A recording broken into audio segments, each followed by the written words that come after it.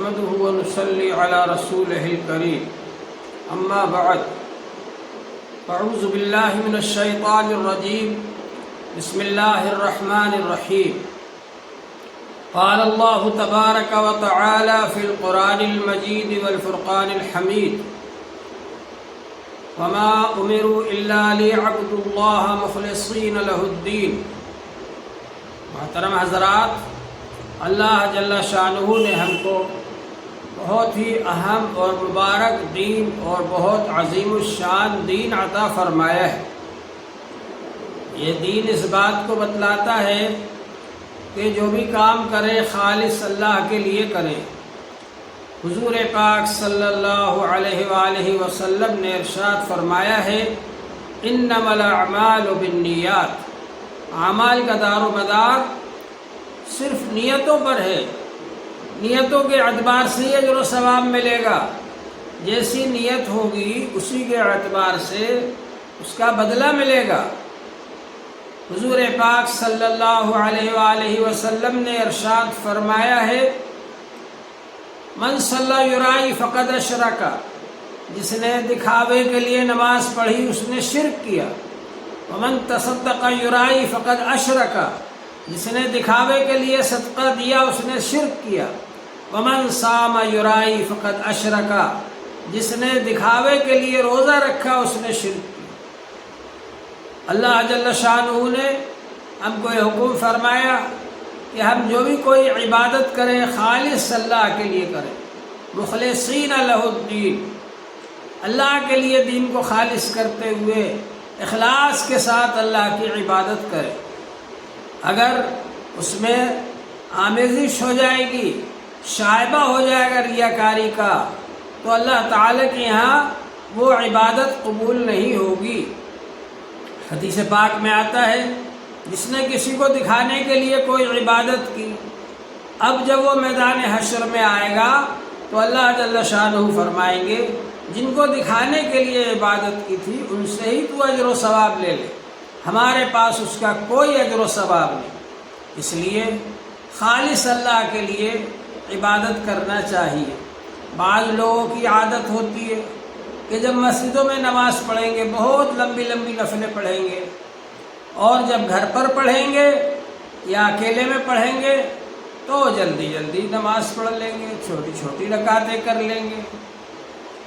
بعض لوگوں کا یہ طریقہ ہوتا ہے کہ اگر کوئی چندہ لینے آئے گا یا کسی غریب فقیر کو دیں گے زور سے چلائیں گے ارے یہ پیسے لے جاؤ، اور اگر اکیلے میں دے بھی دیا تو جب تک 5-10 آدمیوں کے سامنے اس کو کہہ نہ دیں گے پیٹ میں درد ہوتا رہے گا، ارے آج فلاں صاحب آئے تھے میں نے ان کو اتنا چندہ دے دیا۔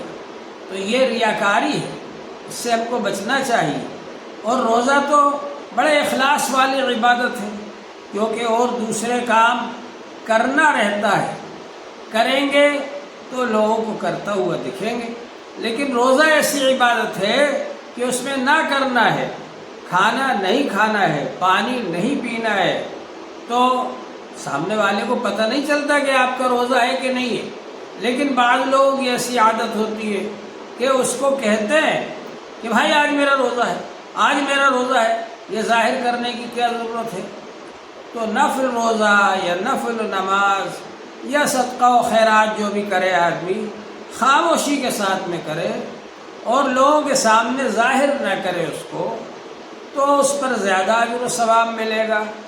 اور اگر ریاکاری کے ساتھ کیا تو ریاکاری پر کوئی اجر و ثواب نہیں ملے گا۔ اس کا ہم کو خیال رکھنا چاہیے۔ اللہ تبارک و تعالی نے ہم کو یہ حکم فرمایا کہ ہم جو بھی کام کریں اخلاص کے ساتھ کریں، خالص اللہ کے لیے کریں۔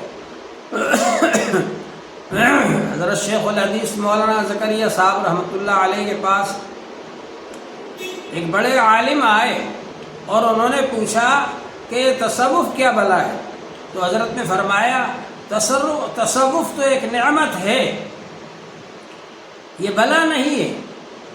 اور جو آپ حضرات بخاری شریف پڑھاتے ہیں انما الاعمال میں پہلی جو حدیث آتی ہے انما الاعمال بالنیات، وہاں سے تصوف کا کام شروع ہوتا ہے اور ان تعبد اللہ کأنک تراہ فإن لم تکن تراہ فإنہ یراک، یہ حدیث جبرائیل میں ہے۔ یہاں تصوف کا کام ختم ہوتا ہے، انتہا ہوتی ہے۔ اسی کو حاصل کرنے کے لیے یہ سب کوشش کی جاتی ہے۔ تو بہرحال اخلاص بنیادی چیز ہے، اخلاص اگر نہیں ہوگا تو اللہ تعالیٰ کے یہاں کوئی عمل قابل قبول نہیں ہے۔ حدیث شریف میں آتا ہے کہ میدان حشر میں سب سے پہلے ایک شخص کو لایا جائے گا جس نے اللہ کے راستے میں جہاد کیا ہوگا اور اپنی جان قربان کر دی ہوگی۔ اللہ جل شانہ اس سے پوچھیں گے تو نے میرے لیے کیا کیا؟ تو وہ کہے گا اللہ تعالیٰ میں نے تیرے لیے سب کچھ قربان کر دیا، حتیٰ کہ میں جہاد کرتے کرتے میں خود بھی شہید ہو گیا، میں نے اپنی جان بھی قربان کر دی۔ تو اللہ جل شانہ فرمائیں گے تو جھوٹا ہے، تو نے یہ سب اس لیے کیا لیقال جریء، تاکہ تجھ کو بہادر کہا جائے، تیری شہرت دنیا میں ہو چکی، اب یہاں تیرے لیے کچھ نہیں ہے، اور اس کو جہنم کے بل اور اس کو چہرے کے بل گھسیٹ کر جہنم میں ڈال دیا جائے گا۔ دوسرا وہ شخص ہوگا جس نے بہت علم حاصل کیا اور لوگوں کو تعلیم دی، جب وہ آئے گا تو اللہ جل شانہ پوچھیں گے تو نے میرے لیے کیا کیا؟ تو وہ کہے گا میں نے آپ کا علم حاصل کیا اور دوسروں کو تعلیم دی۔ اللہ جل شانہ فرمائیں گے یہ سب تو نے اس لیے کیا تاکہ تجھ کو عالم کہا جائے، لیقال عالم، یہ شہرت دنیا میں ہو چکی، اب یہاں کچھ نہیں ہے، اور اس کو بھی اللہ تعالی حکم فرمائیں گے تو چہرے کے بل گھسیٹ کر جہنم میں ڈال دیا جائے گا۔ تیسرا وہ شخص ہوگا جس نے خوب مال و دولت خرچ کیا ہے، اللہ تعالیٰ اس سے فرمائیں گے میں نے تجھ کو اتنی نعمتیں دی، مال و دولت دیا، تو نے کیا کیا؟ وہ کہے گا اللہ تعالیٰ میں نے آپ کے راستے میں خوب خرچ کیا۔ تو اللہ جل شانہ فرمائیں گے تو جھوٹا ہے، تو نے اس لیے خرچ کیا تاکہ تجھ کو سخی کہا جائے، یہ دنیا میں ہو چکا، اب یہاں تیرے لیے کچھ نہیں ہے، اس کو بھی جہنم میں ڈال دیا جائے گا۔ اس لیے ہم اپنے دل کو ٹٹول کر دیکھیں، اپنے دل کی حالت کو دیکھیں، ہمارے دل میں اللہ کی رضا حاصل کرنے کا جذبہ ہے یا نہیں؟ ہمارے دل میں یہ جذبہ ہے یا نہیں کہ میں خالص اللہ کی رضا کے لیے کام کر رہا ہوں اور کوئی میرا مقصد نہیں ہے؟ دل کو پاک و صاف کرنا ضروری ہے، ریاکاری سے پاک صاف ہو دل اور خالص اللہ کی رضا کے لیے عبادت کی جائے۔ اسی طرح سے یہ ضروری ہے کہ ہمارے دل کے اندر حب مال نہ ہو، ہمارے دل کے اندر حب جاہ نہ ہو، ہمارے دل کے اندر حب باہ نہ ہو، ان چیزوں سے دل پاک ہونا ضروری ہے۔ حب مال کی وجہ سے آدمی چوری کرتا ہے، مال کی محبت کی وجہ سے آدمی چوری کرتا ہے، رشوت لیتا ہے، ڈاکے ڈالتا ہے اور لوگوں کو پریشان کرتا ہے۔ اسی طرح سے حب جاہ کی وجہ سے آدمی دوسروں کی توہین کرتا ہے، اپنے آپ کو بڑا بنانے کے لیے، اپنے آپ کو بڑا ثابت کرنے کے لیے دوسروں کو حقیر جانتا ہے اور ان کی حقارت بتاتا ہے، ان کی توہین کرتا ہے۔ تو یہ حب جاہ ہے، اس سے بھی بچنا ضروری ہے۔ حضور پاک صلی اللہ علیہ وآلہ وسلم نے ارشاد فرمایا منہومان لا یشبعان، دو حریص ایسے ہیں کہ ان کا پیٹ نہیں بھرتا۔ منہوم فی العلم لا یشبع منہ، ایک تو علم کا خواہش مند اور علم کا طالب علم ایسا ہے کہ وہ علم حاصل کرتا رہتا ہے، اس کا پیٹ نہیں بھرتا۔ حدیث پاک میں آتا ہے اطلب العلم من المہد الی اللحد، ماں کی گود سے لے کر قبر کی گود تک علم حاصل کرو۔ بعض بزرگان دین کے حالات میں ملتا ہے زندگی بھر وہ علم حاصل کرتے رہے، تو علم کا طالب اس کا کبھی پیٹ نہیں بھرتا۔ دوسرا ہے منہوب فی الدنیا لا یشبع منہا، دنیا کا طالب، مال کا حریص، اس کا کبھی پیٹ نہیں بھرتا، وہ مال کے لیے طلب کرتا رہتا ہے، تڑپتا رہتا ہے، مال کے لیے بے چین رہتا ہے، لوگوں کو پریشان کرتا ہے مال حاصل کرنے کے لیے۔ اور فرمایا حضور صلی اللہ علیہ وآلہ وسلم نے وَلَا يَمْلَأُ فَاهُ إِلَّا التُّرَابُ، اس کا پیٹ نہیں بھرے گا مگر مٹی ہی اس کا پیٹ بھرے گی۔ جو مال کا حریص ہوگا وہ ہر وقت مال کی حرص میں لگا رہے گا یہاں تک کہ مر جائے گا، اور قبر میں جب پہنچ جائے گا تو مٹی ہی اس کا پیٹ بھرے گی۔ تو حضور پاک صلی اللہ علیہ وآلہ وسلم نے ہم کو یہ بتلایا کہ ہم کو حب مال سے بھی بچنا چاہیے اور حب جاہ سے بھی بچنا چاہیے۔ ان دونوں چیزوں سے اپنے دل کو پاک و صاف کریں اور خالص اللہ کے لیے کام کریں۔ جو بھی کام کریں وہ اللہ کی رضا کے لیے کریں، حب مال سے بھی پاک ہوں، حب جاہ سے بھی پاک ہوں۔ ہمارے بزرگوں کے واقعات میں آتا ہے، حضرت مولانا حسین احمد مدنی رحمۃ اللہ علیہ کا ایک جگہ جلسہ تھا، اور اسی جگہ حضرت مولانا الیاس صاحب رحمۃ اللہ علیہ کا بھی جلسہ تھا، اجتماع تھا۔ جب ان کو معلوم ہوا کہ یہاں مولانا الیاس صاحب بھی تشریف لا رہے ہیں، تو انہوں نے فرمایا کہ بھائی اب ہم بھی جا کر انہی کا بیان سنیں گے، چلو وہیں چلو سب۔ حضرت مولانا الیاس صاحب رحمۃ اللہ علیہ کو معلوم ہوا کہ حضرت مولانا حسین احمد مدنی تشریف لا رہے ہیں، تو انہوں نے اپنے اجتماع میں فرمایا کہ بھائی ہم بھی جا کر کے انہی کا بیان سنیں گے، چلو اب وہیں چلو۔ راستے میں دونوں کی ملاقات ہوئی، ایک ہی جگہ پر دونوں کا بیان ہوا۔ یہ بزرگوں کا اخلاص تھا، ان کے اندر حب جاہ نہیں تھی۔ وہ یہ سوچتے تھے کہ ہم سب ایک ہیں اور ہم سب کو مل کر دین کا کام کرنا چاہیے اور اتفاق اور اتحاد کے ساتھ میں کرنا چاہیے، اور اپنے آپ کو بڑا نہیں سمجھتے تھے، اپنے آپ کو چھوٹا سمجھتے تھے اور دوسروں کو بڑا سمجھتے تھے۔ یہ جذبہ ہمارے اندر ہونا چاہیے۔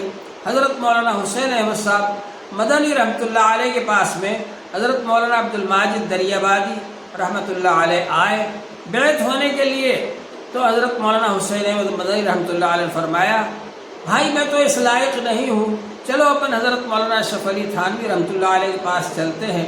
دونوں حضرات وہاں خانقاہ میں حاضر ہوئے اور آ کر کے حضرت تھانوی رحمۃ اللہ علیہ سے عرض کیا کہ حضرت آپ ان کو بیعت کر لیجئے۔ تو حضرت نے فرمایا آپ نے کیوں بیعت نہیں کیا؟ کہا حضرت میں تو اس لائق نہیں ہوں۔ حضرت نے فرمایا کہ لائق نہیں ہوں کا مطلب اگر آپ یہ لیتے ہیں کہ آپ جنید نہیں ہیں، شبلی نہیں ہیں، تو جنید اور شبلی تو میں بھی نہیں ہوں، لیکن اگر آپ یہ مطلب لیتے ہیں کہ آپ ان کو فائدہ پہنچانے کے لائق نہیں ہیں تو یہ بات غلط ہے۔ ان کو فائدہ آپ بھی پہنچا سکتے ہیں اور میں بھی پہنچا سکتا ہوں، آپ بھی خادم قوم اور میں یہ بھی خادم قوم، لہذا بیعت تو آپ کریں ان کو اور اصلاح میں کروں گا، میری خانقاہ میں چھوڑ دیں۔ تو اس طرح سے ان حضرات کے اندر آپس میں رابطہ تھا اور ایک دوسرے کا ادب احترام اور ایک دوسرے کی عظمت ان کے دلوں میں تھی۔ اس کے نتیجے میں دین ہم تک پہنچا۔ آج حب جاہ لوگوں میں اس قدر ہے کہ ایک اسٹیج پر اگر دو علماء جمع ہو جائے تو وہ دونوں ایک دوسرے کو گھورتے ہیں کہ یہ کیوں آ گیا، وہ سوچتے یہ کیوں آ گیا۔ ہم کو آپس میں مل جل کر رہنا چاہیے۔ حب جاہ ہمارے دل میں سے ختم ہونا چاہیے، حب مال ہمارے دل میں سے ختم ہونا چاہیے کہ مالداری کی وجہ سے، مال کی لالچ میں کوئی کام نہ کیا جائے، خالص اللہ کے لیے کام کیا جائے۔ اسی طرح سے یہ کوشش ہونا چاہیے کہ اور جو دوسری برائیاں ہیں وہ بھی ہمارے اندر سے نکلے اور ہمارا دل خالص ہو اللہ کے لیے، تاکہ اللہ جل شانہ ہمارے دل کے اندر نور عطا فرمائے۔ اور یہ دل کی اصلاح ہوتی ہے اللہ کے ذکر سے۔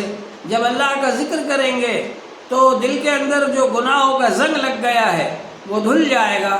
ان لکل شیء ثقالہ وثقالۃ القلوب ذکر اللہ۔ ہر چیز کو صاف کرنے کے لیے اور اس کی پالش کرنے کے لیے ایک ذریعہ ہوتا ہے، اور دل کو صاف کرنے کے لیے اور میل کچیل اور زنگ دور کرنے کے لیے اور اس کی پالش کرنے کے لیے اللہ کا ذکر ہے۔ جب آدمی اللہ کا ذکر کرتا ہے تو اس کا دل کا میل کچیل دور ہو جاتا ہے، اور جب وہ صاف ہو جائے گا اس میں سے حب مال نکل جائے گی، اس میں سے حب جاہ نکل جائے گی، تو پھر اللہ تعالی کی طرف سے اس کے اندر اللہ کا نور آئے گا اور اللہ کی محبت آئے گی اور اللہ کی اطاعت کا جذبہ پیدا ہوگا، اور رسول پاک صلی اللہ علیہ وآلہ وسلم کی محبت دل کے اندر آئے گی، اور رسول پاک صلی اللہ علیہ وآلہ وسلم کی سنتوں کی پیروی اور آپ کی اطاعت کا جذبہ پیدا ہوگا، اور پھر انسان کی زندگی بدل جائے گی اور وہ گناہوں سے بچنے لگے گا، اور جو بھی اعمال، جو بھی گناہ حب مال اور حب جاہ سے تعلق رکھتے تھے ان سے وہ بچنے لگے گا، ان سے پرہیز کرے گا، تو انشاءاللہ تعالی یہ بندہ اللہ کی کی نظر میں بہت قیمتی ہو جائے گا، اور اللہ جل شانہ اس کے اعمال کو قبول فرمائیں گے اور اس کو دین کی خدمت کا موقع عطا فرمائیں گے، دین کی خدمت کا جذبہ اس کے اندر پیدا فرمائیں گے۔ یہ جذبہ ہمارے اندر ہونا چاہیے۔ اللہ جل شانہ ہم سب کو عمل کی توفیق عطا فرمائے۔ وآخر دعوانا ان الحمد للہ رب العالمین۔